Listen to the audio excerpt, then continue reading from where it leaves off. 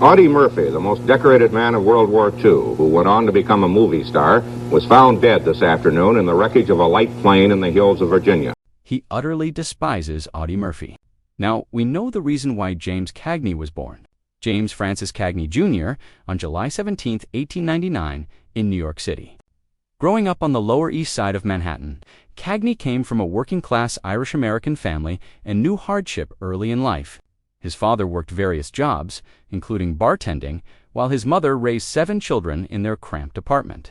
From an early age, young James learned the values of resilience, resourcefulness, and ambition, qualities that would shape both his personal character and his professional career. He attended Stuyvesant High School and later studied at Columbia College of Columbia University for a short time. But it was not academia that would call him. Instead, he gravitated toward performing arts almost by accident. Initially interested in art and dance, he soon discovered his love for entertaining people, first by working as a dancer in vaudeville, and later by trying his hand at acting on the stage. Cagney's entry into Hollywood was gradual, but steady. In the late 1920s and early 1930s, as silent films were giving way to talkies, he made his way from Broadway to Warner Brothers Studios. What set Cagney apart was his electrifying energy on screen. At a time when many actors struggled to adjust their style for sound films, he brought a sharp, fast-talking, streetwise personality that resonated with audiences. His breakout role came in The Public Enemy, 1931, in which he played Tom Powers, a ruthless gangster. The film not only made him a star, but also cemented his image as the quintessential tough guy. One unforgettable moment Cagney, smashing a grapefruit into, Mae Clark's face, became one of the most iconic scenes in film history, symbolizing both his violent characters and his fearless approach to acting. Yet behind this persona, Cagney himself was nothing like the gangsters he portrayed. Friends and colleagues often described him as a kind, disciplined, and family-oriented man who lived quietly off-screen throughout the 1930s. And 1940s, Cagney dominated the silver screen, not only in gangster roles, but also in a wide variety of characters that showcased his range.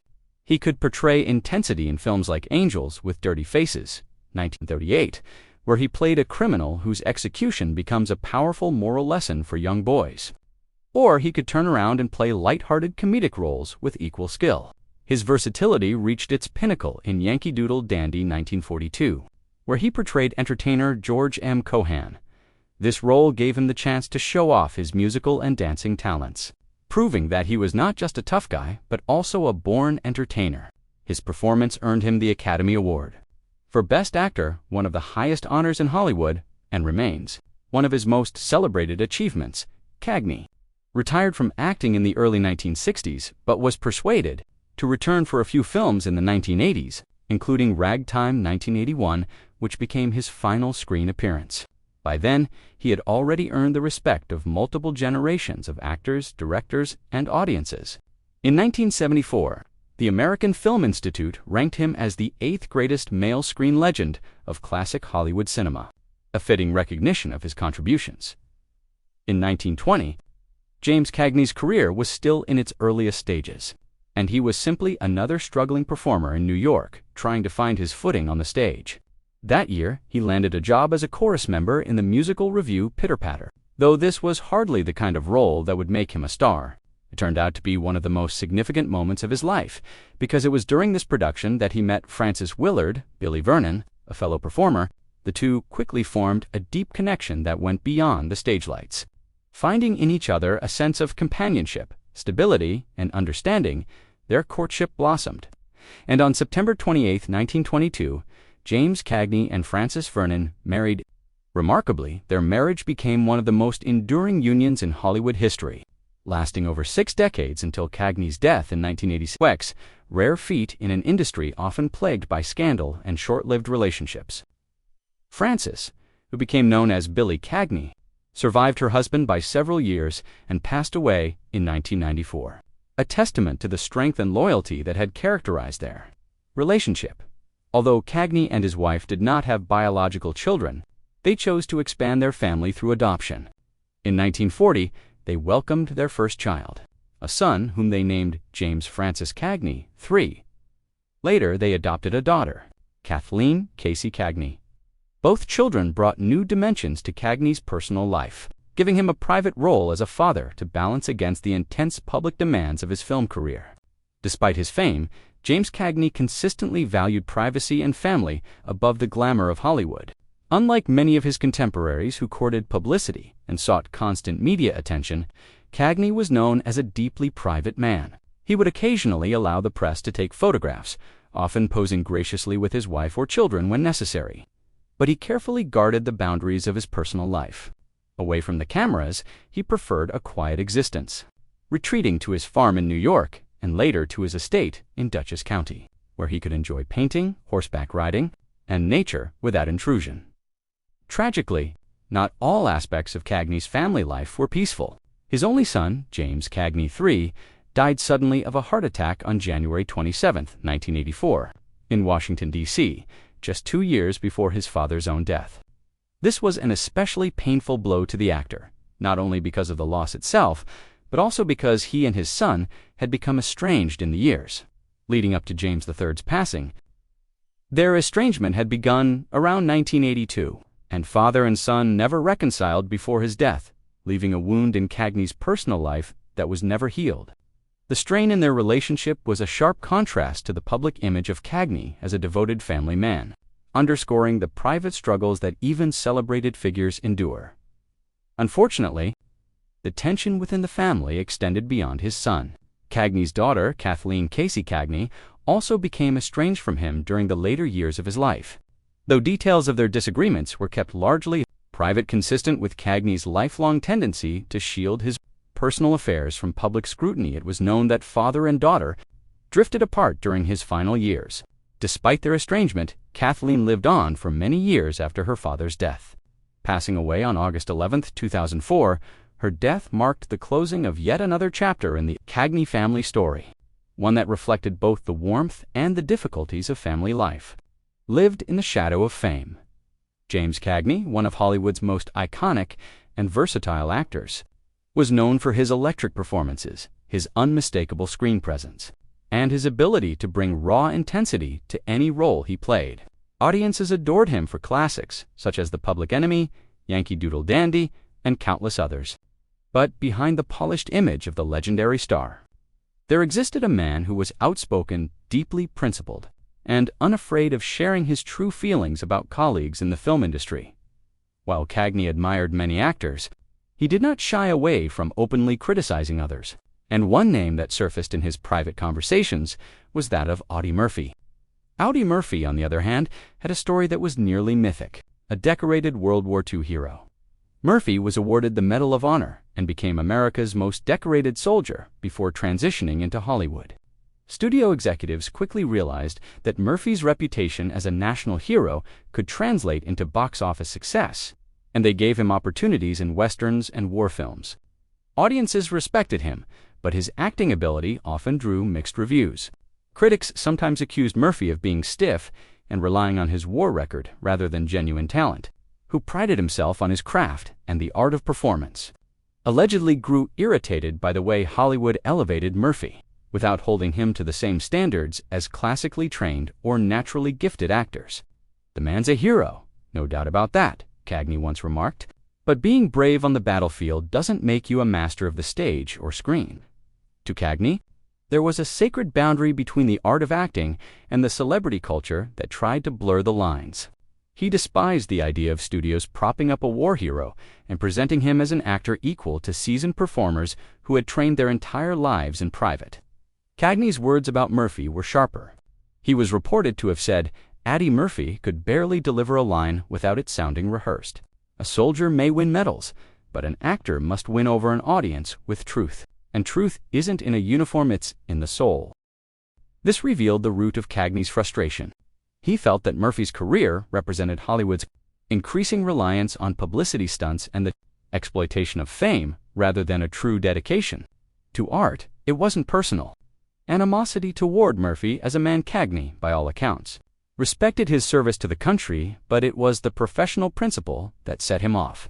In fact, Cagney often acknowledged Murphy's bravery, even going so far as to say, "I'll never match what he did in Europe. But let's not pretend heroism translates to artistry. That's not fair to the craft, and it's not fair to him either.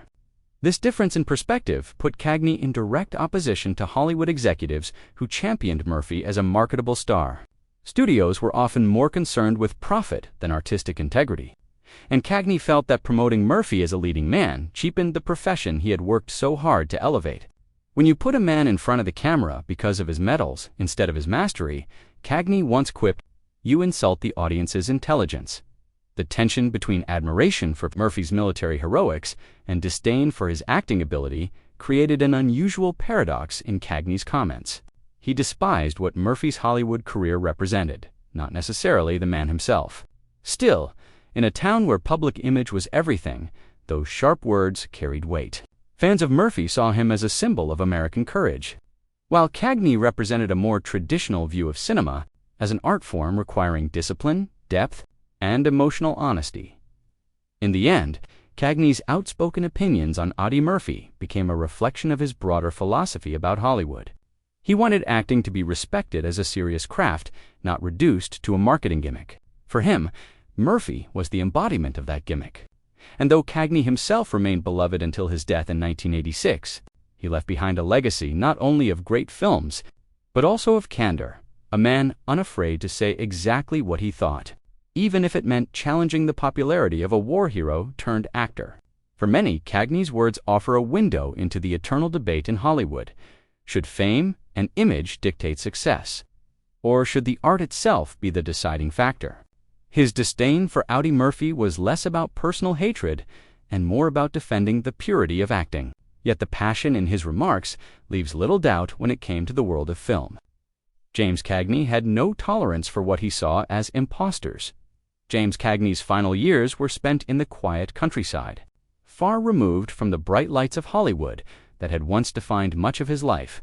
He passed away on Easter Sunday, March 30th, 1986, at the age of 86, on his beloved Dutchess County farm in New York. This farm, which he had purchased years earlier, was more than just a residence. It was his sanctuary. Cagney loved the peacefulness of the rural landscape, where he could live surrounded by nature, tend to the land, and indulge in his lifelong appreciation for art, painting, and the simple pleasures of country life. It was on this very property that he drew his final breath, succumbing to a heart attack. The timing of his death occurring on Easter Sunday carried a symbolic weight for many, as the holiday is deeply tied to themes of resurrection and eternal life, offering a poignant reflection on the passing of a man who had become immortal through his work on screen. His death marked the end of an era. For decades, Cagney had been one of the most iconic and respected actors in American cinema, known for his fiery energy, commanding screen presence, and ability to shift seamlessly between tough gangster roles and lighthearted musicals. Fans across the country mourned the loss of a legend whose career had shaped the golden age of Hollywood.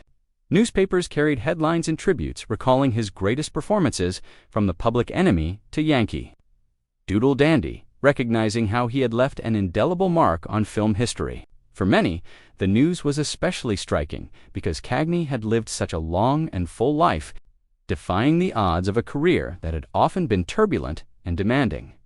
Following his death, a solemn funeral mass was arranged to honor him. The service took place at St. Francis Dale's Roman Catholic Church, located on East 96th Street in Manhattan, a fitting choice given Cagney's lifelong Catholic faith. Though Cagney had always been a private man, avoiding the excesses of Hollywood and the constant gaze of the press, his funeral drew together a remarkable cross-section of individuals, family, friends, colleagues from the film industry, and admirers who wanted to pay their final respects. The church, with its quiet dignity, became the gathering place where people celebrated not only his career, but also his integrity, his devotion to his wife Frances, and his generosity to those he cared for. The funeral mass was imbued with both solemnity and gratitude. Clergy members emphasized his Irish Catholic heritage and his dedication to values that transcended fame. Attendees reflected on his remarkable life journey, from a boy growing up in the tough neighborhoods of New York City's Lower East Side to one of the most acclaimed actors of the 20th century. The prayers, hymns, and eulogies carried a sense of reverence, acknowledging that Cagney was not just a movie star, but also a husband, father, and philanthropist who had touched lives beyond the silver screen.